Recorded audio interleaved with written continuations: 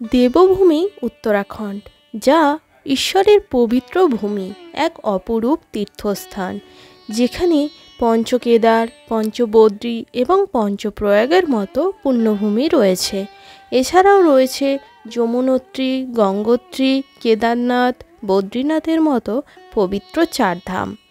এই দেবভূমিতে অসংখ্য মন্দির, দেবালয়, তীর্থক্ষেত্র এবং লক্ষাধিক পুণ্যস্থানের সমাহার। এই পবিত্র দেবভূমিতে প্রবেশদ্বার হল হরিদ্বার।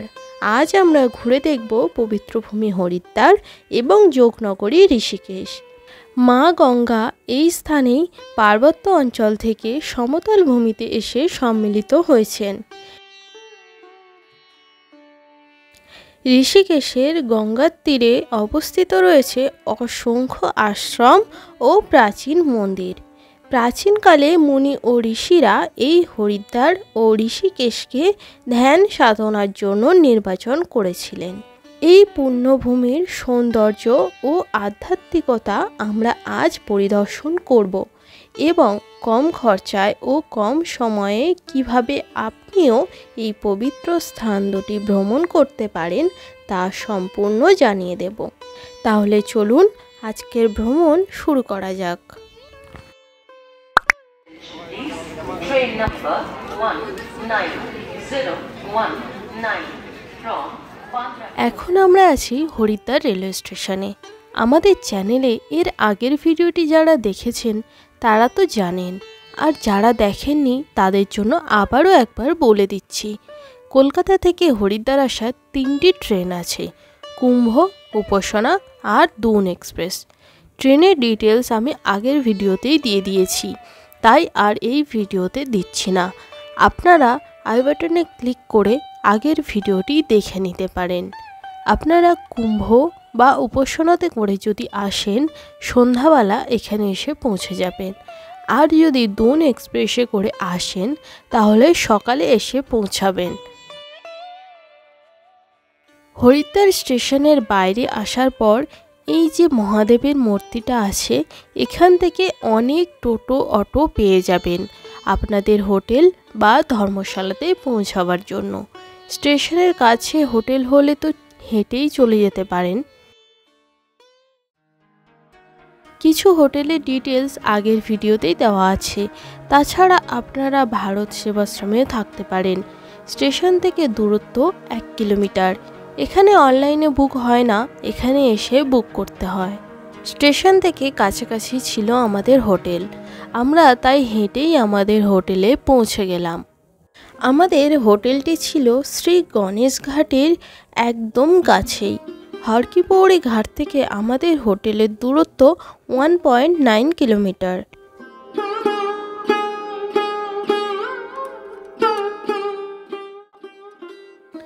হোটেলে ফ্রেশ হয়ে গণেশ ঘাটে গিয়েছিলাম স্নানের জন্য, যেহেতু এই ঘাটটি আমাদের হোটেল থেকে কাছাকাছি ছিল। কিন্তু জলটা এতটা ঠান্ডা ছিল, তাই এই সকালে অত ঠান্ডা জলে স্নান করা সম্ভব না। এখন অক্টোবর মাস, ওয়েদারটাও সকালের দিকে কিন্তু বেশ ঠান্ডা ছিল।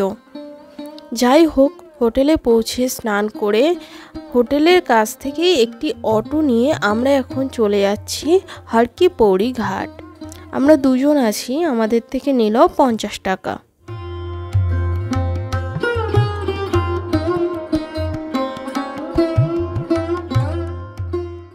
অটো যেখানে নামিয়ে দিল সেখান থেকে এই হেঁটে হেঁটে যাচ্ছি ঘাটের দিকে। এখানে অনেক দোকান আছে দেখতে পাচ্ছি, আর এখানে ছোট থেকে বড় অনেক জলের পট পাওয়া যাচ্ছে। আপনারা কিনে নিতে পারেন মা গঙ্গার পবিত্র জল আপনাদের বাড়িতে নিয়ে যাওয়ার জন্য।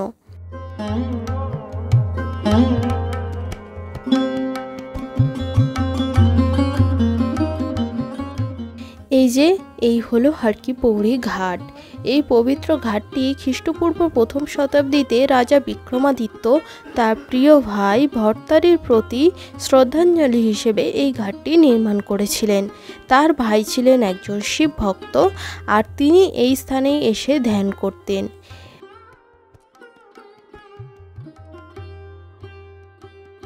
এই যে ধনুকের মতো দেখতে যে ব্রিজটা দেখতে পাচ্ছেন আপনারা, এর নাম হলো ধনুষ সেতু বা ধনুষ ব্রিজ। এই সেতুটি প্রায় 135 মিটার লম্বা। আপনারা যদি এই হরকি-পৌড়ি ঘাটের কাছে থাকেন তাহলে এখানে স্নানও করতে পারেন।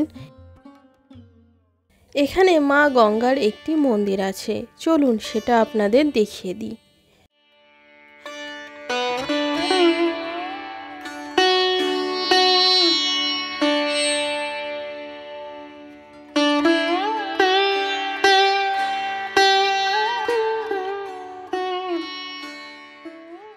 মা গঙ্গার মন্দির দেখে হরকি-পৌড়ি ঘাটের কাছে একটি দোকান থেকে সকালের খাবার খেয়ে এখন যাচ্ছি মনসা দেবী মন্দির। দূরত্ব প্রায় 3 কিলোমিটার। একটা টোটো নিয়ে নিয়েছি, আমরা দুজন আছি, আমাদের থেকে নিল 80 টাকা। এখানে দুদিকে প্রচুর দোকান আছে, আপনারা কিছু কেনাকাটা করতে চাইলে সন্ধ্যায় এখান থেকে করতে পারেন। টোটো যেখানে নামিয়ে দিল সেখান থেকে এই যে রাস্তা দিয়ে যাচ্ছি রোপওয়ের টিকিট কাউন্টারের দিকে।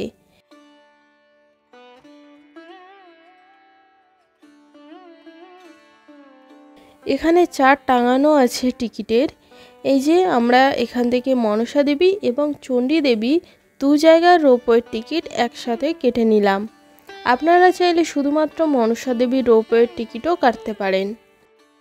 আমি বলবো দুটো টিকিট একসাথে কেটে নেওয়াই ভালো, তাহলে চণ্ডী দেবীর ওখানে গিয়ে আর লাইনে দাঁড়াতে হবে না। এখন লাইনে দাঁড়িয়ে আছি রোপওয়েতে ওঠার জন্য। আপনারা যদি চান হেঁটে উঠতে পারেন, হেঁটে ওঠারও রাস্তা আছে এখানে।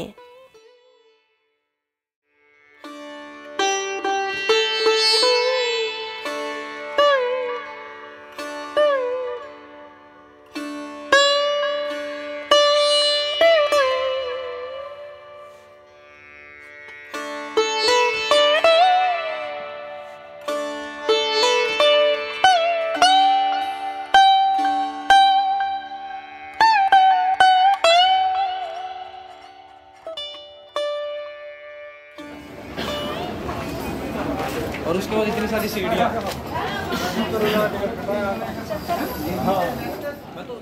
এখানে দুদিকে প্রচুর পুজোর ডালা বিক্রি হচ্ছে, আপনারা পুজো দিতে চাইলে কিনে নিতে পারেন।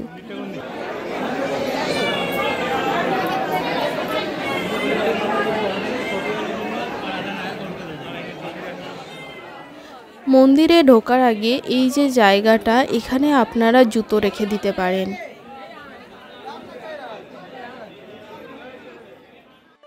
যতটা সকাল সকাল পারবেন এখানে চলে আসার চেষ্টা করবেন। এখানে কিন্তু প্রচুর ভিড় হয়।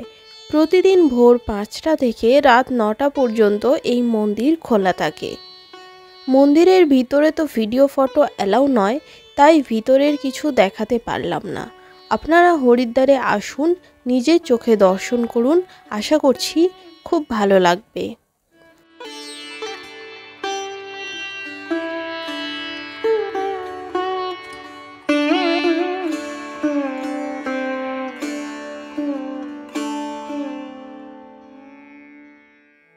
মনসা দেবী মন্দির দেখে আমরা এখন আবার রোপওয়ে করে নেমে যাচ্ছি।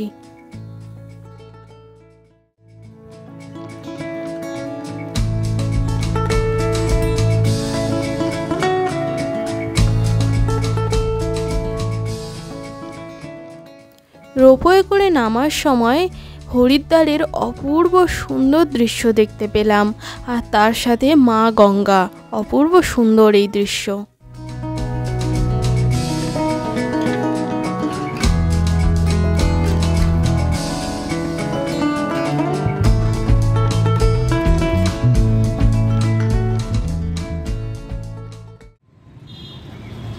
মনসা দেবী মন্দির দেখে রোপওয়ে করে নেমে আসার পর একটি অটো ভাড়া করে নিন।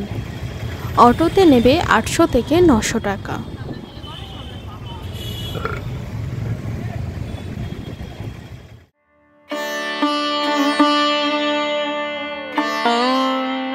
প্রথমেই দেখে নিন দক্ষেশ্বর মহাদেব মন্দির। অপূর্ব এই মন্দির। এই মন্দির প্রতিদিন সকাল 6টা থেকে রাত 8টা পর্যন্ত খোলা থাকে। এটি হলো সেই মন্দির যেখানে দেবী সতী তার দেহ ত্যাগ করেছিলেন। মনসা দেবী মন্দির থেকে এর দূরত্ব প্রায় 6 কিলোমিটার। তারপর দেখে নিন হরিহর আশ্রম। এখানে রয়েছে মহামৃত্যুঞ্জয় মন্দির, রয়েছে একটি রুদ্রাক্ষর গাছ এবং রয়েছে পারদেশ্বর মহাদেব মন্দির। দক্ষেশ্বর মন্দির থেকে এর দূরত্ব 1.3 কিলোমিটার। এই আশ্রমটি প্রতিষ্ঠা করেছিলেন স্বামী অবধেশানন্দ গিরি। তারপর চলে আসুন পবনধাম। এখানে রয়েছে কাঁচ দিয়ে তৈরি একটি মন্দির। হরিদ্বারের এটি একটি বিখ্যাত মন্দির। মন্দিরের ভিতরে এবং বাইরে উভয় স্থানেই সূক্ষ্ম কাচের কাজ দেখা যায়। হরিহর আশ্রম থেকে এর দূরত্ব প্রায় 8 কিলোমিটার। তারপর চলে আসুন মাতা বৈষ্ণোদেবী মন্দির। পবনধাম থেকে এর দূরত্ব প্রায় 3 কিলোমিটার। জম্মু কাশ্মীরের কাটরায় অবস্থিত বৈষ্ণবদেবী মন্দিরের আদলে তৈরি এই মন্দির।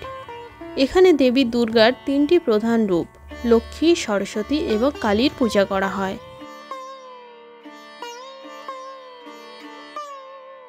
তারপর দেখে নিন ভারত মাতা মন্দির। এই মন্দিরটি 8 তলা বিশিষ্ট একটি মন্দির। প্রতিটি তলাতে বিভিন্ন দেবদেবী রয়েছে। মাতা বৈষ্ণোদেবী মন্দির থেকে এর দূরত্ব প্রায় 5 কিলোমিটার। এখন আমরা চলেছি চণ্ডী দেবীর মন্দির।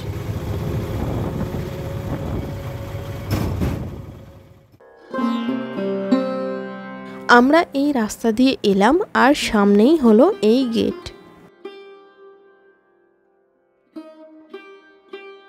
মনসা দেবীর মন্দির থেকে আমরা তো চণ্ডী দেবীর রোপওয়েরও টিকিট একসাথেই করে নিয়েছিলাম, তাই আমাদের এখানে এসে আর নতুন করে টিকিট করতে হলো না। ভিতরে ঢুকে এখানে এইরকম অনেক বসার জায়গা আছে, এখানে বসে থাকতে হবে। তারপর যখন আপনাদের লাইন আসবে তখন রোপওয়ে করে যেতে হবে চণ্ডী দেবীর মন্দির। এখানে অনেক খাবার দাবারের দোকানও রয়েছে, আপনারা চাইলে কিছু খেয়ে নিতে পারেন। আমরা এখন এই যে রাস্তাটি ধরে যাচ্ছি রোপওয়ের দিকে।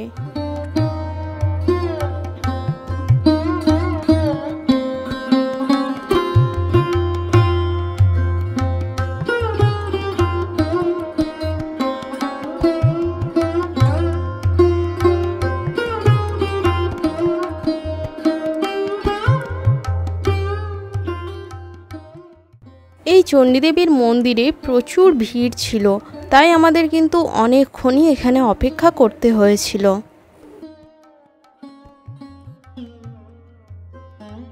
আমরা এখন রোপওয়ে করে উঠছি নীল পর্বতে, যেখানে রয়েছেন মা চণ্ডী দেবী। চণ্ডী দেবীর মন্দিরটি নীল পর্বত পাহাড়ের উপরে অবস্থিত। এটি শিবালিক পর্বত শ্রেণীর একটি অংশ।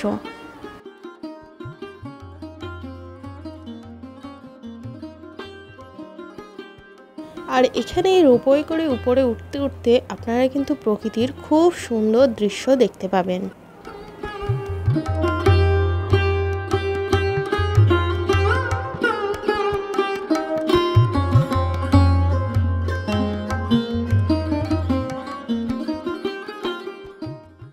রোপওয়ে করে ওঠার পর এইরকম কিছুটা সিঁড়ি রয়েছে, সিঁড়ি দিয়ে কিন্তু আপনাদের উপরে উঠতে হবে।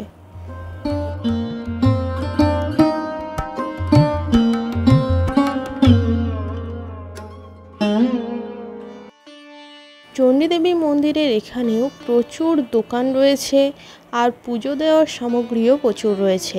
আপনারা যদি এখানেও পুজো দিতে চান তাহলে ডালা কিনে নিতে পারেন।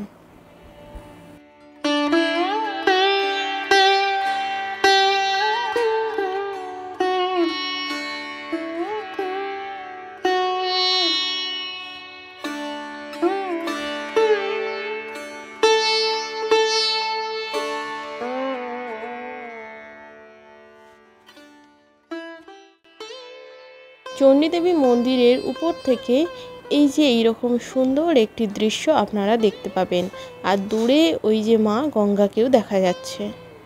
ভিতরে ফটো ভিডিও করতে দেওয়া হয় না, সেই কারণে ভিতরের কোনো ফটো ভিডিও আমরা করতে পারিনি।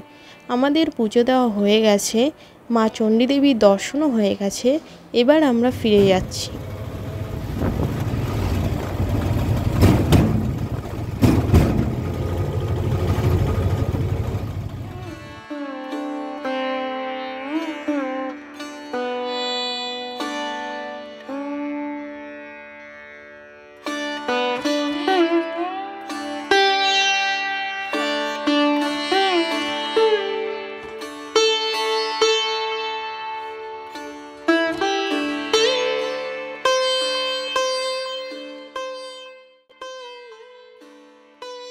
চণ্ডীদেবীর মন্দির দেখে আমরা আবার ফিরে আসব হরকি-পৌড়ি ঘাটের কাছে। এখানে এসে আমরা দেখে নেব সন্ধ্যা আরতি। সন্ধ্যা আরতি দেখার পর আমরা দেখে নেব মায়াদেবী টেম্পল। এই হরিদ্বারে রয়েছে পঞ্চতীর্থ, মনসা দেবী মন্দির, চণ্ডীদেবী মন্দির, হরকি-পৌড়ি ঘাট, কঙ্খল এবং নীল পর্বত।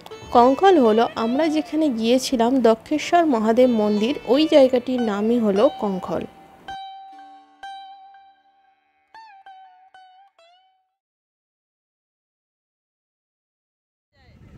আজ ঋষিকেশ ভ্রমণের জন্য সকাল সকাল বেরিয়ে পড়ুন। আপনারা একটা অটো ভাড়া করে নিতে পারেন বা বাসেও চলে যেতে পারেন হরিদ্বার বাস স্ট্যান্ড থেকে ঋষিকেশ, বা একটি বিক্রমও নিয়ে নিতে পারেন। পার হেড নেবে 60 টাকা। এটি শেয়ারে চলে যেতে পারেন। বিক্রম অর্থাৎ ওখানকার অটোকে বলা হয় বিক্রম।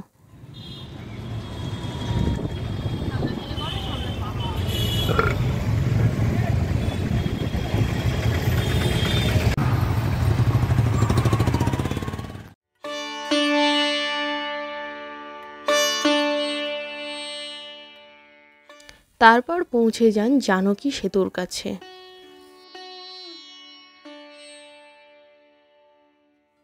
এই যে আমরা এখন জানকী সেতু দিয়ে হেঁটে হেঁটে যাচ্ছি। এই সেতুর উপর দিয়ে কিন্তু গাড়ি যায় না, মাঝখান থেকেই মানুষজনের হেঁটে যাওয়ার রাস্তা, আর দুই সাইড দিয়ে সাইকেল বা বাইকে করে আপনারা যেতে পারেন। আজকের ভ্রমণ কিন্তু আপনাদের করতে হবে পায়ে হেঁটে, বা আপনারা যদি স্কুটি রেন্টে নিতে পারেন তাহলে তো ভালোই হয়।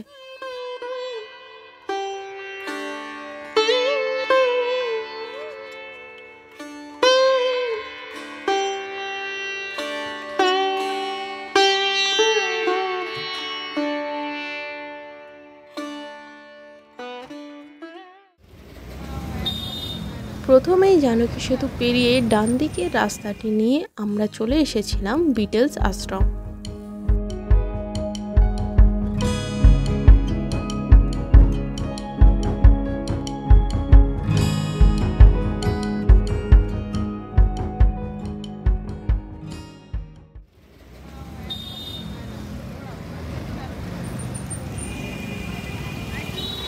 তারপর আমরা ফিরে আসি আবার এই জানকী সেতুর কাছে, আর বাঁদিকের এই রাস্তাটি নিয়ে প্রথমেই হেঁটে হেঁটে দেখে নিই পরমার্থ নিকেতন।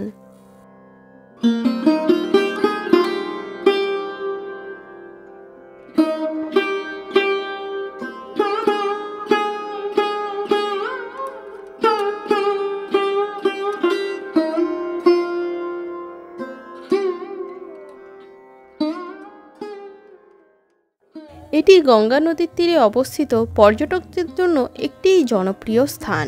পরমার্থ নিকেতন আশ্রমটি 1942 সালে স্বামী শঙ্করানন্দ প্রতিষ্ঠা করেন। এই আশ্রমটি যোগ এবং আধ্যাত্মিকতার একটি গুরুত্বপূর্ণ কেন্দ্র হিসেবে বিবেচিত হয়।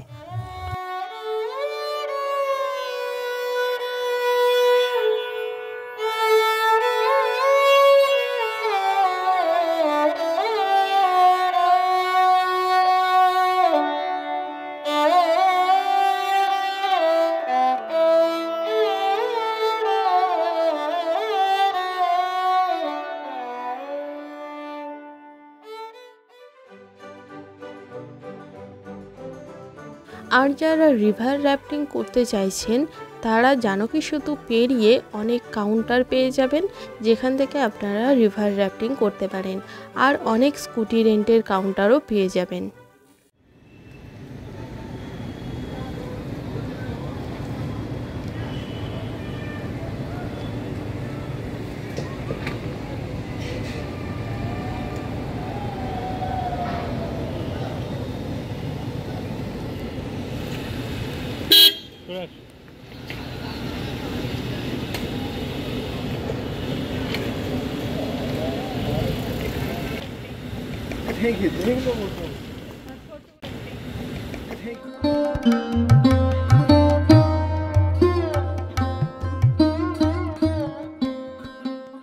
তারপর চলে আসি আমরা এই রামঝুলার কাছে। ঝুলা অর্থাৎ ব্রিজ। গঙ্গা নদীর উপর লোহার তারের তৈরি এই সেতুই হলো রামঝুলা।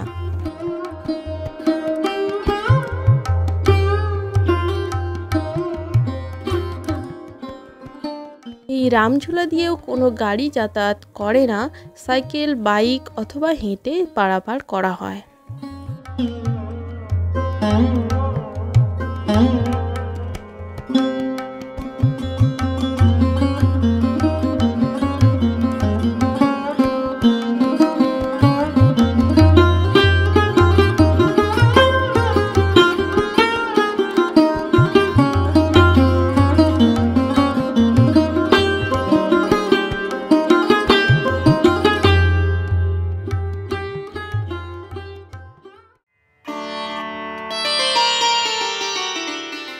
তারপর আমরা চলে এলাম ত্রম্বকেশ্বর মন্দিরে।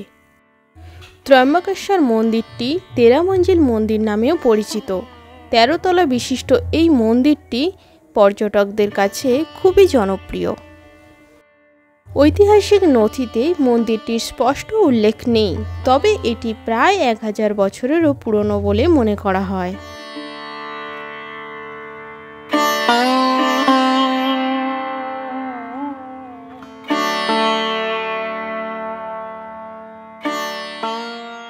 এখানে প্রত্যেকটা তলাতেই অনেক দেবদেবীর মন্দির রয়েছে, আপনারা সবগুলি দর্শন করতে পারেন।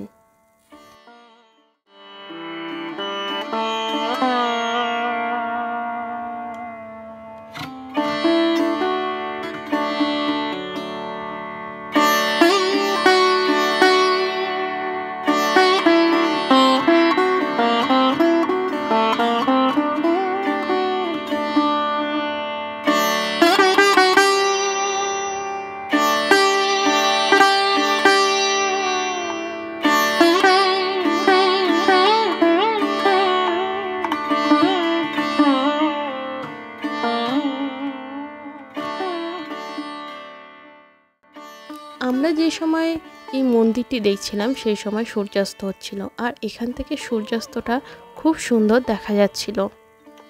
আর এই যে ঝুলাটি দেখতে পাচ্ছেন এটি হলো লক্ষ্মণ ঝুলা। বর্তমানে এই ঝুলাটির কাজ চলছে, সেই কারণে এই ঝুলাটি উপর আমরা যেতে পারবো না।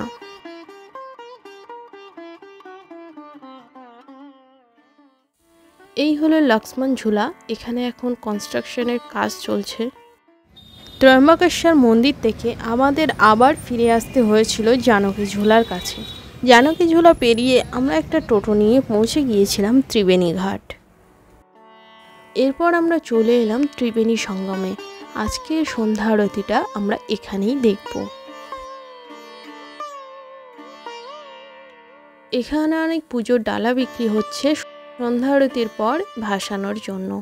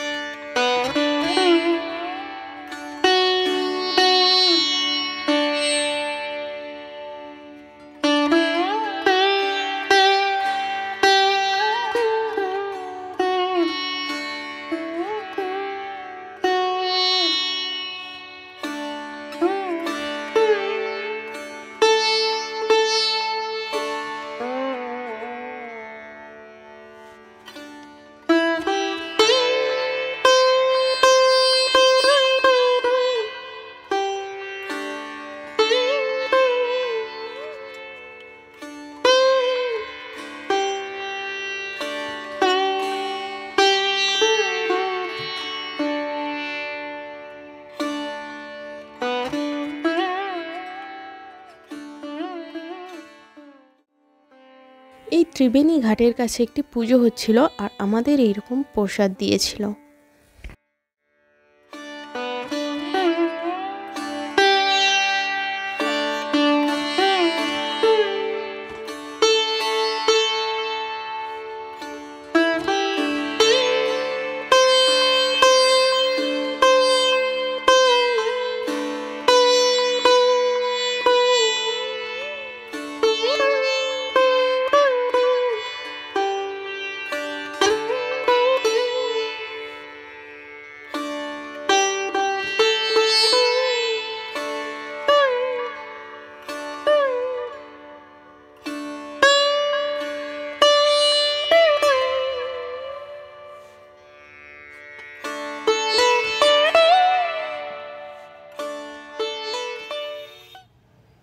সন্ধ্যা আরতি দেখার পর আমরা আবার শেয়ারে বিক্রমে করে পৌঁছে যাই হরিদ্বার।